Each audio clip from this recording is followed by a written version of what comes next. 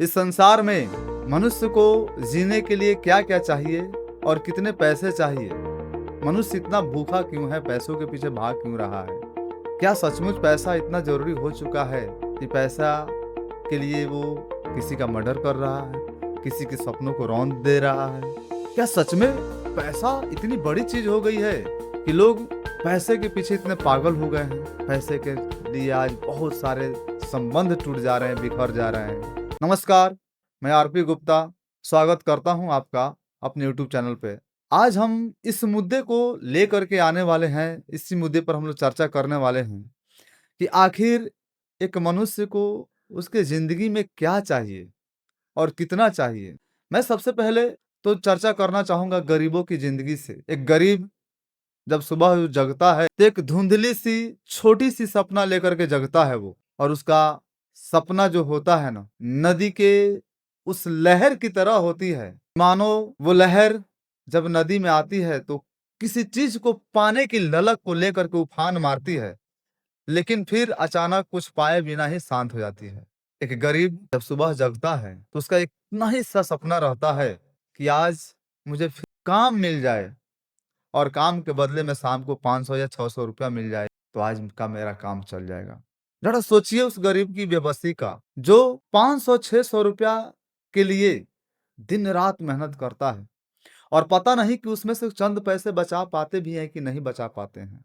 लेकिन वो गरीब अपने आप को उस समय मरा हुआ असहाय महसूस करता है जब बात डॉक्टर के पास इलाज कराने के लिए हो, जब बात पुलिस प्रशासन की हो, थाने कोर्ट कचहरी की हो, तो अपने आप को अधमरा-सा महसूस करने लगता है। मुख्य हमारा जो बिंदु है 3 है: हॉस्पिटल, पुलिस प्रशासन और कोर्ट कचहरी। जी हाँ, मैं आज इन्हीं तीनों बिंदुओं पर चर्चा करने वाला हूँ। आज एक गरीब जिसके पास शायद ढंग से इलाज कराने का पैसा भी नहीं होता है, जब वो हॉस्पिटल में जाने की बात आती है उसकी, और जब वो हॉस्पिटल के जाने की बात सोचता है किसी ऐसे गंभीर बीमारी के बारे में, तो सबसे पहले उसके दिमाग में पैसा आता है। चूँकि उसको पता है कि सरकारी हॉस्पिटल में इसका इलाज हो नहीं सकता है और बड़े हॉस्पिटल में जाने के लिए मेरे पास पैसा है नहीं। वो चूँकि जानता है, बहुत अच्छी ढंग से वो गरीब जानता है कि बड़े हॉस्पिटल में फ्री में इलाज हो नहीं सकते हैं, या अगर हम वहाँ गए तो सबसे पहले पैसा जमा कराना पड़ता है और उतना पैसा आएगा कहाँ से?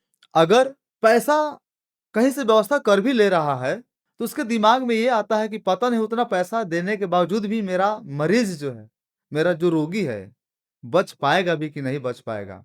ये सोच कर के वो गरीब ये दिमाग में बैठा लेता है कि अगर हम पैसा भी लगाएँ और मेरा मरीज़ भी ना बचे, तो धन और धर्म दोनों चले जाएँगे। एक पल के लिए वो विवश होकर के ये सोच लेता है कि बेहतर होगा कि हम पैसा ही बचा लें और रोगी को मर जाने दें। जो डॉक्टर लाखों का लाखों पैसे लगा करके जो पढ़ाई करके आ रहे हैं, ये इनका एक अलग सपना है, इनका एक अलग सपना है। गरीब मर जाए, गरीब कुचल जाए, उससे इनको कोई लेना-देना नहीं। इनका सपना नहीं टूटना चाहिए। इनका जो सपना है बड़े-बड़े कार में घूमना, आज अगर इस शहर में हम बिल्डिंग लिए हैं, तो अगले साल मैं उस शहर में बिल्डिंग लेना चाहता हूँ। मेरे बेटे का बर्थडे है और मेरे बेटे ने मुझसे कार माँगा है, मुझे कार उसको देना है। वो सपना पूरा करने के लिए जब डॉक्टर साहब घर से निकलते हैं, तो ये सोच कर निकलते हैं कि मुझे आज इस महीने में या 2-4 दिन में इतना पैसा कमा लेना है कि आने वाले 5 तारीख को, 10 तारीख को जो मेरे बेटे का बर्थडे है उसमें उसके बर्थडे पर मैं कार गिफ्ट दे सकूँ। एक डॉक्टर की बेटी का सपना है कि वो महँगा फ़ोन चलाए, महँगे-महँगे कपड़े पहने, और उस महँगे-महँगे कपड़ों को देने के लिए, वो अपने बेटी के सपना को पूरा करने के लिए ना जाने कितने गरीबों के सपना को रौंद देता है लोग। इसका अनुमान लगाना बड़ा मुश्किल है। मैं बस इतना पूछना चाहता हूँ और इतना मैं समाज को बताना चाहता हूँ कि आखिर अगर हम थोड़ा-सा एक सपना नहीं पूरा करके जिएँ और किसी गरीब का ज़िंदगी बच जाता है, किसी गरीब का धन-धर्म दोनों बच जाता है, तो क्या आप जी नहीं पाएँगे? क्या आपके लिए उस गरीब की ज़िंदगी से बड़ा आपका सपना है? आपके बच्चे का सपना है? ये कैसी मानवता है? आपके पास पहले से क्या कमी है? बहुत कुछ भरा पड़ा है, लेकिन फिर भी नहीं, आपको और उससे भी ज़्यादा चाहिए। अगर मैं बात करूँ पुलिस प्रशासन की, तो पुलिस को अगर हम हिंदी में बात करें तो उसको जनरक्षक कहा जाता है। लेकिन जनरक्षक जो लोगों की रक्षा करे। लेकिन आप जा कर के मिलिए कभी किसी आम आदमी से कभी मिलिए। आम आदमी से जब मिलिएगा, तो पुलिस के नाम सुन कर के उसके मतलब मन में लाखों प्रकार के सवाल और डर पैदा होना शुरू करता है। ऐसा क्यों होता है?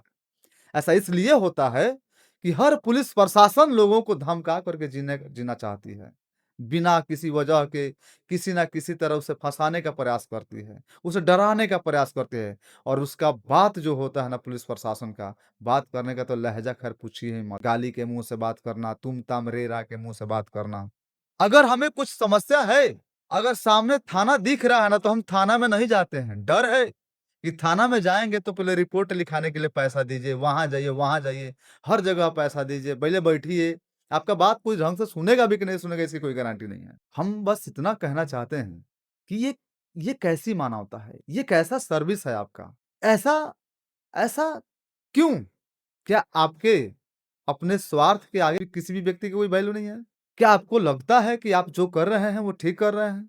मैं इससे आगे की अगर मुद्दा की बात करूँ तो मैं कोर्ट कचहरी की बात करना पसंद करूँगा फिर दोबारा। कोर्ट कचहरी में जहाँ वकील बैठे हैं, वो घर से सोच करके निकल रहा था कि आज मेरा कोई वकील आएगा तो मैं मोटी रकम की कमाई करूँगा और घर आकर के मेरे जो भी सपने हैं, मैंने जो भी बात सोचे हैं उसको मुझे करना है एनी हाउ। और जो गरीब आदमी है, जिसके ऊपर केस है, वो ये सोच करके चलता है, भले उसका केस का सुलह हो या नहीं हो, भले उसका केस खत्म हो चाहे नहीं हो, लेकिन वो घर से जो लेकर के पॉकेट में पैसा चला है, वो खत्म ज़रूर हो जाता है। और लास्ट में यही आता है, वकील साहब बोलते हैं कि हमने देखा, प्रयास किया बहुत, लेकिन केस पेचीदा है, 1 तारीख आपको और आने होंगे। गरीब बेचारा और क्या करे, अनपढ़ क्या करे? वकील साहब पढ़े लिखे हैं, उनकी बातों को सुन कर के वो भरोसा कर लेता। चलो वकील साहब सही कह रहे हैं, मुझे अगले तारीख में फिर आना होगा। लेकिन फिर जब वो जाते हैं, तो फिर उतना ही पैसा लेकर के चलते हैं। लेकिन उनका काम होगा कि नहीं होगा इसकी कोई गारंटी नहीं है, लेकिन उसका पॉकेट ज़रूर खाली हो जाता है।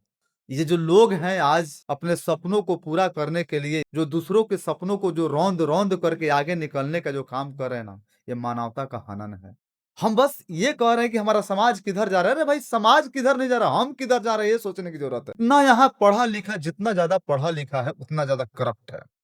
इससे तो बेहतर हमारा पहले का समाज जो अनपढ़ था लेकिन खुशहाल जिंदगी जीता था, मन में कपट नहीं था। मैंने एक चैप्टर भी पढ़ा है इंडियन सिविलाइजेशन एंड कल्चर, उसमें लिखा गया है कि पहले के जो वैद्य थे ना, वैद्य वो रोगी पर आश्रित होते थे, न कि रोगी वैद्य पर आश्रित होते थे। डॉक्टर पहले के भी हुआ करते, लेकिन वो घर जा जा करके इलाज करते थे। उस समय इलाज इतने महंगे नहीं थे, लेकिन आज बड़े बड़े हॉस्पिटल का नाम सुन करके लोग थर्रा से जा रहे हैं, डर से जा रहे हैं और पैसा अधिक लगाने से बेहतर सोच रहे हैं कि मेरा मरीज मर जाए तो ठीक है, वही बढ़िया है। क्योंकि उनको डर है कि अगर हम पैसा भी लगाएं और मरीज भी नहीं बचा तो हमारा दोनों चल जाएगा, तो उससे बेहतर है कि केवल रोगी ही चल जाए।